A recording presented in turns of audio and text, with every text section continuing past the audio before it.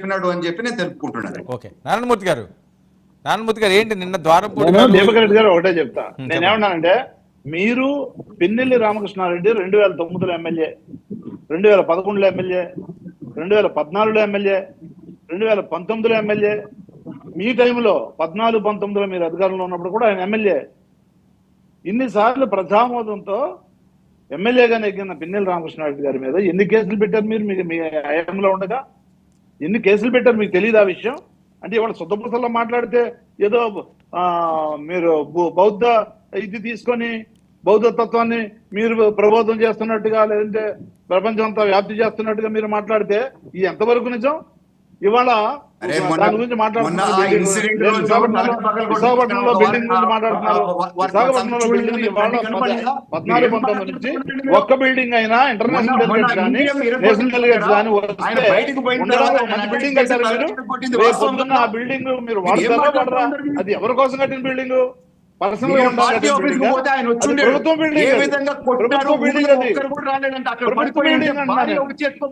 Building ని మీరు ఏ విధంగా జగన్మోహన్ రెడ్డి గారి బిల్డింగ్, జగన్మోహన్ సొంత ఆస్తుల ఎలా మాట్లాడతారు మీరు? నాకు అర్థం కాదు. ప్రభుత్వం కోసం ఇవాళ ఆంధ్రప్రదేశ్ అడ్డుకున్న మనిషిని బయటకు పోయిన తర్వాత ప్రధానమంత్రి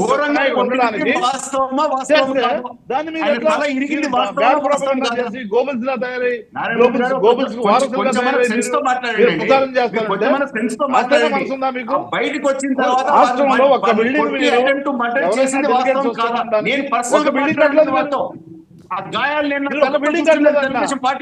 బైబిల్ గురించి మాట్లాడతారు, భగవద్గీత గురించి మాట్లాడతారు,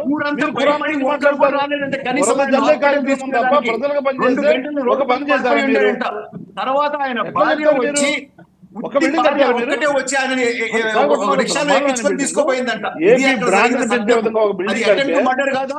ఎట్లా కడతారు? ఏ విధంగా దుష్ప్రచారం చేస్తారు? దుష్ప్రచారం చేస్తే ప్రజలు నమ్మేస్తారు. ఇవాళ ఈ ఎలక్షన్ లో కూడా అదే జరిగింది. మీరు దుష్ప్రచారం చేశారు, అది ఇస్తాను ఇది ఇస్తానని. ఏమి ఇవ్వలేదని అడిగితే ఇవాళ ఎలా ఉంటారంటే 6 నెలలు కూడా కాలేదు, సంవత్సరం కూడా కాలేదు. మీరేమన్నారు? వచ్చిన మరుక్షణమే నేను వెంటనే మీకు మొత్తం ఇంటికి వచ్చేస్తుంది ఆడపిల్ల. ఆయన అయితే రామానాయుడు గారు అయితే అమ్మ నీది నీకు 15, నీకు 15, నీకు 15, నీకు 15, నీకు కూడా 15, నీకు 18, నీకు 18, నీకు 18, నీకు కూడా 18. ఎన్ని ఇస్తారు? ఎట్లా ఓట్లు వేసుకున్నారు?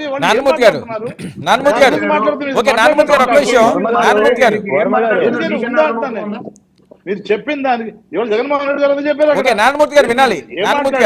దాన్ని చెప్తే దాన్ని కూడా మీరు జీర్ణించుకోవాలి. నారాయణమూర్తి గారు ఒక్క విషయం, నారాయణమూర్తి గారు కొన్ని పేర్లు క్లియర్ గా వినిపిస్తున్నాయి. ద్వారంపూడి గారు అవనియండి, పెద్దిరెడ్డి గారు అవనియండి, లేకపోతే ఈ సురేష్ అట, లేకపోతే రోజా గారు అట, వీళ్ళందరూ అరెస్టులు అవ్వడం ఖాయం, జైలుకి వెళ్ళడం ఖాయం. ఆల్రెడీ నిన్న ద్వారంపూడి గారికి అక్కడ అటాక్ అయింది, ఈ రోజు పెద్దిరెడ్డి గారికి జనసైనికులు వెళ్ళి ఇక్కడ అటాక్ చేశారు.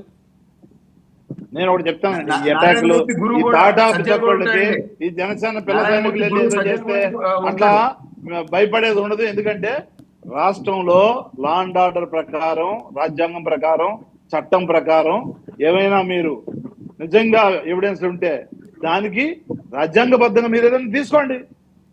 చట్టం ఉంది, దానికి న్యాయస్థానాలు ఉన్నాయి. అంతే తప్ప మీ ఇష్టం వచ్చినట్టు కోల్దోసేస్తాను. ఇవాళ కోల్దోసిన దానికి స్టేటస్ వచ్చింది కోర్టు, దీనికి ఏం సమాధానం చెప్తారు? మీరు కోల్దోసిన దానికి సమాధానం ఏం చెప్తారు? మీరు ఇవాళ పార్టీ ఆఫీస్ కోల్దోసారు, ఇవాళ స్టే ఇచ్చింది అంటే ఫ్రైడే నాడు, సాటర్డే సండే ఉండదు కాబట్టి మీరు పొద్దున్నే 5:30కి మీరు నిజంగా మీరు చట్టాన్ని గౌరవించడం అయితే మీరు నోటీసులు ఇచ్చి సమాధానం ఇచ్చడం ఎందుకు ఉండలేదు? అదే ఫ్రైడే రోజు ఇవాళ కోర్టులో జరిగిన తర్వాత కోర్టుకి ఏం చెప్పారండి మీరు? మీ ఆఫీసర్లు కానీ మీ లాయర్లు కానీ ఏం చెప్పారు? డ్యూ ప్రాసెస్ 5:30కి మార్నింగ్ మీరు దుష్ట చర్యలకు పాల్పడ్డారు, కుట్రపూరితంగా చేశారు, అన్యాయంగా చేశారు, అక్రమంగా చేశారు కాబట్టి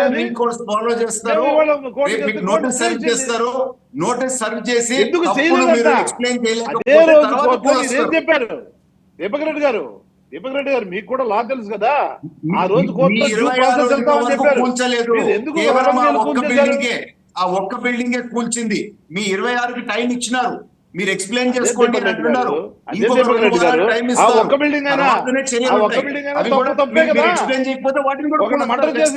చేశాను, మిగతా వాళ్ళు చేయట్లేదని కుదరదు కదా. ఒక్క బిల్డింగ్ అయినా తప్పే కదా. కోర్టులో మీరు డ్యూ ప్రాసెస్ లో వెళ్తా అది అన్నారు. పర్ఫెక్ట్ అవుతుందండి. ఎందుకు వెళ్ళలేదు? అది ఇరిగేషన్ డిపార్ట్మెంట్ ల్యాండ్ ఎందుకు అయితే పూర్తి చేశారు? ఇరిగేషన్ డిపార్ట్మెంట్ మేము ఇవ్వము అని చెప్తే మీరు ఎట్లా కడతారు ఆ బిల్డింగ్ లో?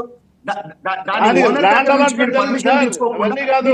ల్యాండ్ అలాట్మెంట్ జరిగింది. మీ తెలుగుదేశం పార్టీ ఆఫీస్ ఎలా అయితే ల్యాండ్ అలాట్మెంట్ జరిగిందో ఇరిగేషన్ దీనికి కూడా డిపార్ట్మెంట్ అలాగే నుంచి జరిగింది. ఎన్ఓసి వచ్చినట్టు నాకు చూపించండి, నేను తెలుగుదేశం పార్టీ మాట్లాడండి, నేను 99 గమ్మున సంవత్సరాలు తీసుకున్నారు. దీన్ని 33 అది సంవత్సరాలు ఇరిగేషన్ డిపార్ట్మెంట్ భూమి.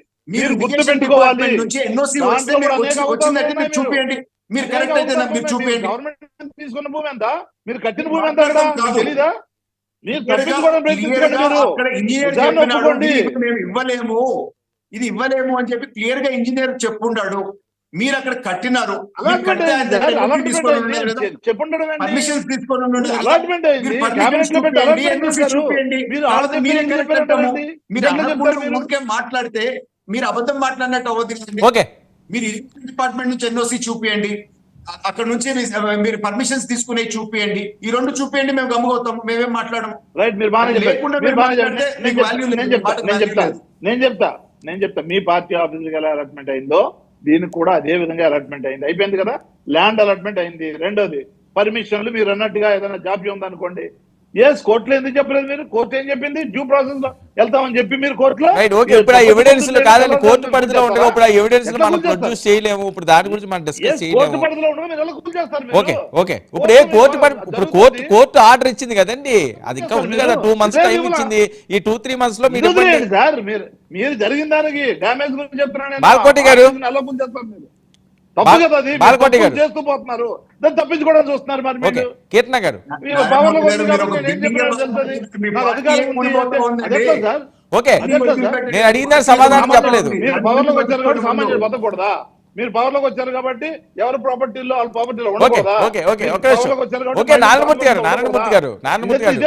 నారాయణమూర్తి గారు ఆవిడ మాట్లాడినవ్వండి ఒక్క నిమిషం. ఓకే, నారాయణమూర్తి గారు ఒక్క నిమిషం వెయిట్ చేయాలి. ఆవిడ మాట్లాడినవ్వండి, ఇస్తాను. కీర్తన గారు, పిల్ల సైనికులకి వాళ్ళు భయపడరటండి.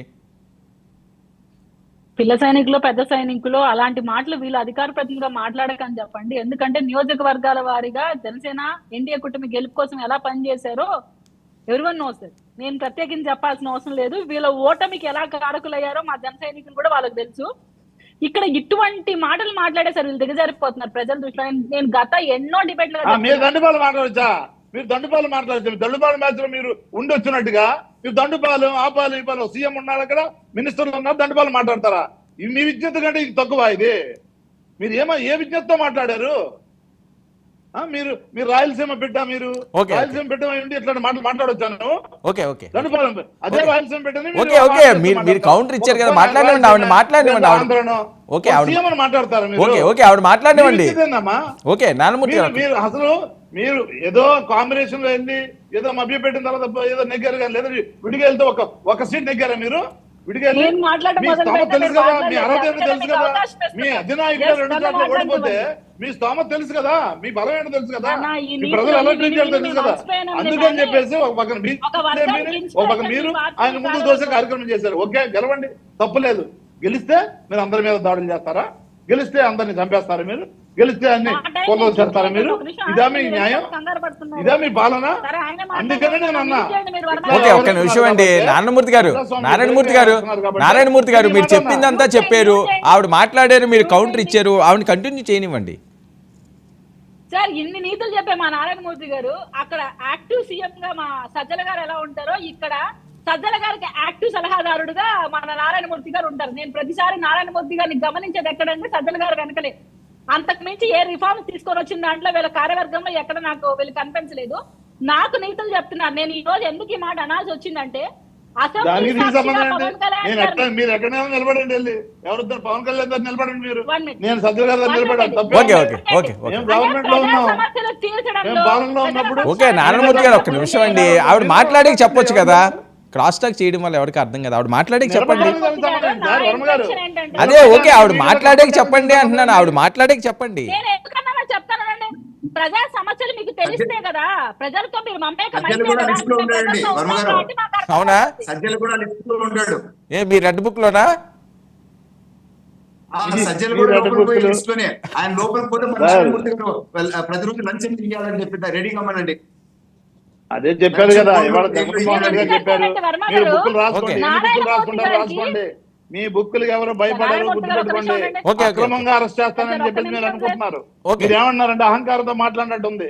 మేము తప్పులు చేయకపోయినా సరే అక్రమంగా అరెస్ట్ చేస్తాం, ఓకే. వాళ్ళు ఏం చేయకపోయినా అరెస్ట్ ఓకే చేస్తాం ఓకే అంటే ఓకే ఓకే నారాయణమూర్తి గారు ఒక్క నిమిషం ఆవిడ ఏదో చెప్తున్నారు చెప్పనివ్వండి. సరే ఆవిడ ఏదో చెప్తున్నారు చెప్పనివ్వండి కీర్తన గారు.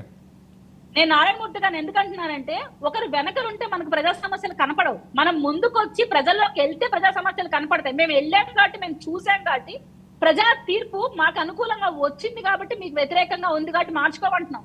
ఈ రోజు నేను రాయలసీమ బిడ్డని నెగతాలుగా మీరు మాట్లాడుతున్నారు. రాయలసీమ బిడ్డని కాబట్టే మా ఎగతాళిగా మాట్లాడా, తెలుసు రాయలసీమ కాబట్టి. బిడ్డని మీరు అవమానించారు కూడా మాట్లాడా. మిమ్మల్ని గౌరవంగా మాట్లాడుతున్నా, రాయలసీమ బిడ్డగా మీరు నేను ఆన్సర్ మాట్లాడారన్నా తప్ప చేయను. ఎగతాళిగా మాట్లాడలా. మీరు టైం ఇస్తారు, మీరు ఒక వర్మ రాయలసీమ గారు. సరే ఆవిడ అవమానిస్తూ కంప్లీట్ మాట్లాడారు. చేయనివ్వండి, ఆవిడ కంప్లీట్ చేయనివ్వండి.